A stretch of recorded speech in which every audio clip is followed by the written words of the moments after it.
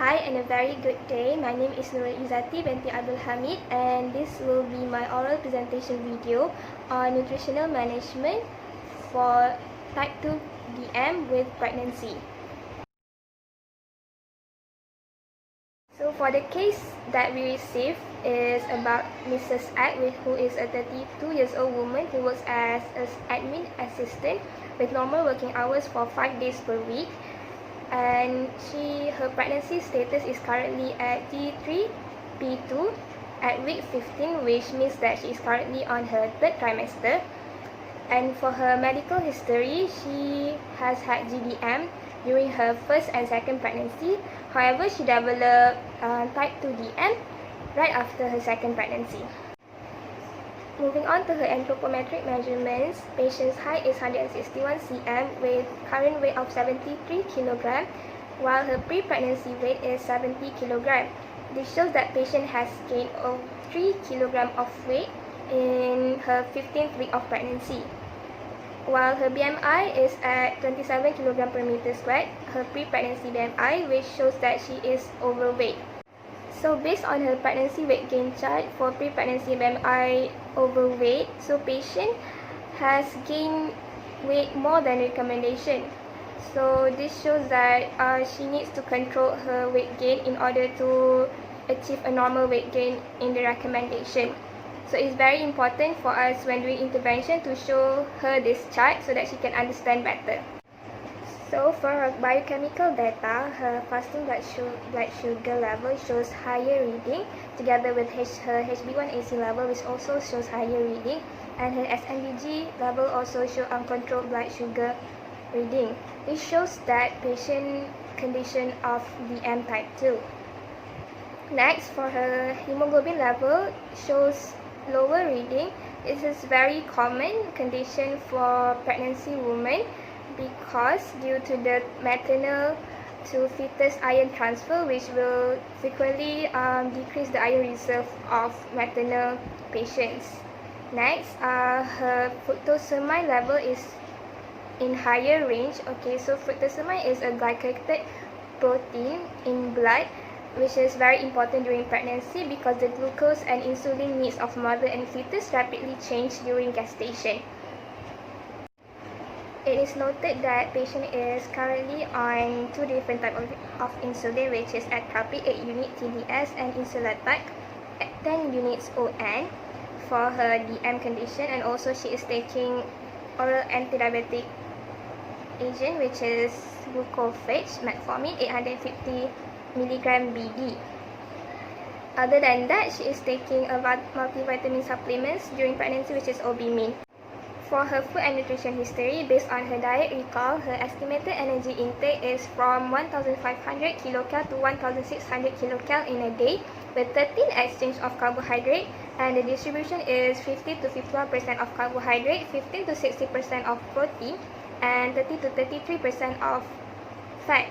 So based on her micronutrient distribution, it is showing properly.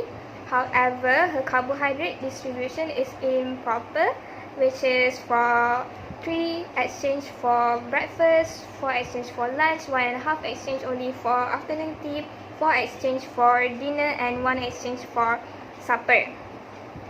Okay, and noted that also patient had inadequate fiber intake, which is she only took like 2 scoops of vegetables in a day, and she didn't take any foods throughout the day. And next, for her snacking habit and her taking dessert, she has reported of stop doing those habits. So for this patient's nutritional diagnosis is intakes of types of carbohydrate inconsistent with needs related to food and nutritionalist deficit, consuming an appropriate amount and type of carbohydrate as evidenced by improper carbohydrate distribution throughout the day and uncontrolled blood sugar level. For case management, before doing an intervention plan, we must know what is the objective for this patient. So for this patient, the objective is, the first one is to attain a normal blood sugar level throughout pregnancy, as patient had uncontrolled blood sugar reading, and the second one is to achieve adequate protein and energy level during gestational period. So for patient's energy requirement, since patient is overweight, I use quick method with the factor of 20 to 25 kcal per body weight and add it together with the additional energy for second trimester, which is based on RNI, which will provide her around 1,700 to 2,000 kcal per day. So since patient pre-pregnancy BMI is overweight and also her gestational weight gain is already more than recommendation, so in order to avoid her from excess gestational weight gain while also providing adequate energy and protein requirement, I prescribe her with 1,800 kcal per day, which is in the lower range of recommendation but still within recommendation.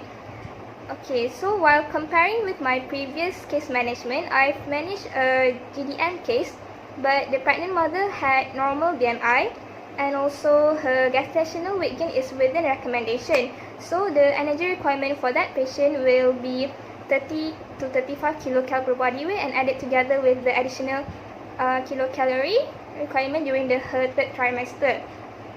So what I learned is for providing energy requirement, energy prescription to pregnant mothers, it is very important for us to consider their pre-pregnancy weight and also to consider their to monitor their gestational weight gain chart, and in order for us to provide the adequate and energy and protein intake without exceeding their requirement. Okay, so for her macronutrient distribution, for carbohydrate, I give her 45% from her total energy requirement, which will provide her around 203 grams of carbohydrate in a day. This is in line with the recommendation in CPG, which says that for pregnant women with diabetes, a minimum of 175 gram carbohydrate daily is recommended. So for this patient, 203 gram, which will provide around 14.5 exchange of carbohydrate, and I distributed it into 6 meals, which is 3 main meals and 3 snacks, in order to control her blood sugar level. Next, for her protein requirement, I gave her 20% for requirement, which will provide 90 grams of protein in a day, and for fat, I gave her 35% from total requirement, which will provide her 70 grams in a day. So, if compared with CPG, the general recommendation to promote a balanced diet would be 45 to 60% of carbohydrate, 15 to 20% of protein, and 25 to 35% of fat for energy requirement. For the educational management for this case is, first one is to educate patient on diabetic diet. This is in line with the recommendation in CPG GDM, which states that MNT for pregnant mothers with diabetes focuses more on carbohydrate controlled meal plan. And in order to educate on carbohydrate controlled meal plan, we must first educate patient on what is the role of carbohydrate on the maintenance of blood sugar level. From my previous management, I observed that patient will be more keen and interested to listen to our advice if they actually understood the reasoning behind it.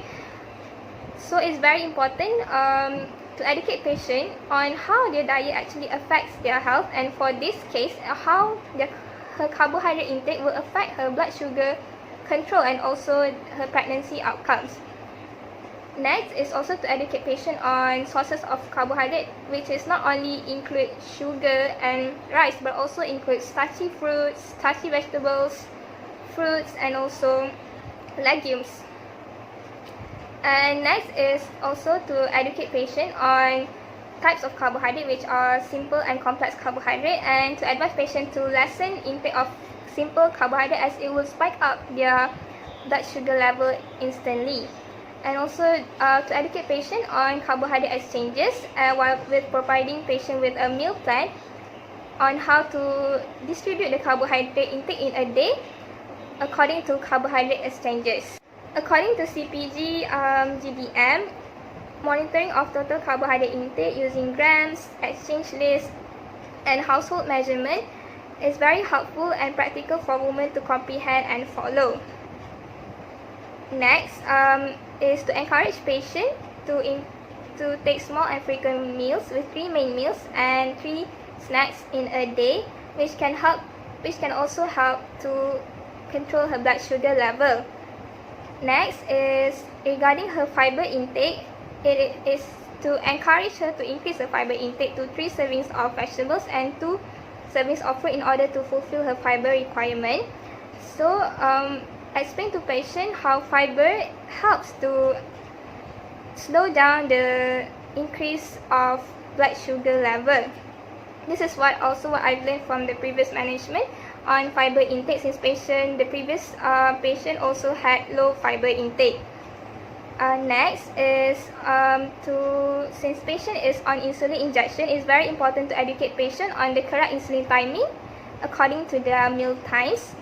So remind patient to take the insulin injection at least 30 minutes before meal time, and also show the patient the insulin peak chart that is included in the MNT-DM for a patient to understand better the importance of taking insulin injection on time. Lastly, for her monitoring and evaluation, the first one is to monitor her compliance towards dietary advice, and the second one is to monitor her FBS, SNBG, and HB level. So according to CPG GDM, SNBG in all pregnant women with pre-existing diabetes or GDM is recommended to achieve glycemic control and to improve pregnancy outcomes. And the next one is to monitor her gestational weight changes and to know whether if she has exceeded her gestational weight increase recommendation or not. And the last one is to follow up in 1 month.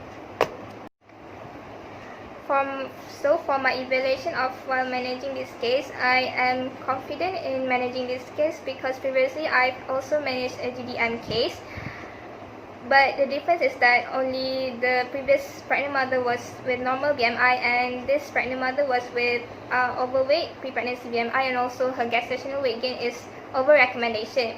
So I am able to know what to prioritize in terms of nutritional management. So in this case, which is her uncontrolled blood sugar level and also her excessive gestational weight gain. The difficulty in managing this case is I wasn't able to clarify with patient regarding her diet intake on high sugary food because I wasn't able to know her food checklist regarding that. And also I wasn't able to clarify on her physical activity level, and hence did not advise on that for her nutritional management. So according to CPG, structured moderate physical exercise program actually helps during pregnancy to reduce maternal weight gain and with no adverse events to the pregnant mothers and also the neonates.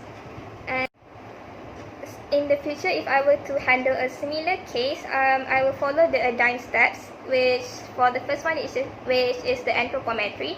I will record the mother's height, her weight, her current weight, her pre-pregnancy weight, and also calculate her pre-pregnancy BMI.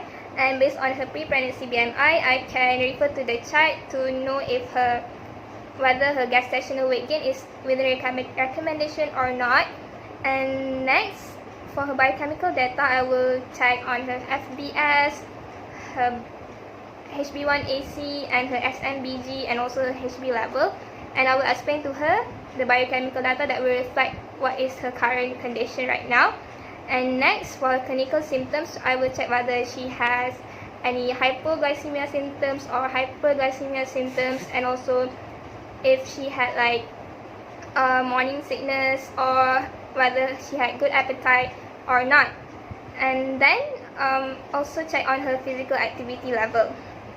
And for her dietary intake, I will assess based on her diet recall, and I also will also check the timing of her meal timing, and then I will check also her portion size of carbohydrate, and I will also check her high sugary intake according to the checklist. And then if patient is on insulin, I will also remember to ask her regarding her insulin injection, whether she is compliant or not, and also her fiber intake, if it's adequate or inadequate.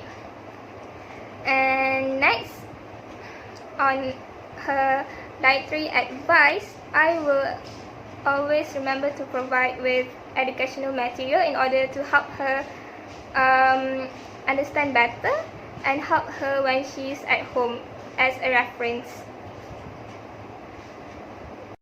conclusion of this case is the dietary advice for pregnant mothers with diabetes is with several goals, which will provide also benefit to the offspring, which includes maintaining a normal blood sugar level, adequate weight gain, and also maintaining an appropriate nutritional status. So, the medicational nutrition therapy for pregnant mothers with diabetes is a very important component in overall strategy of maintaining normal blood sugar level and also achieving the best outcome during pregnancy. Thank you.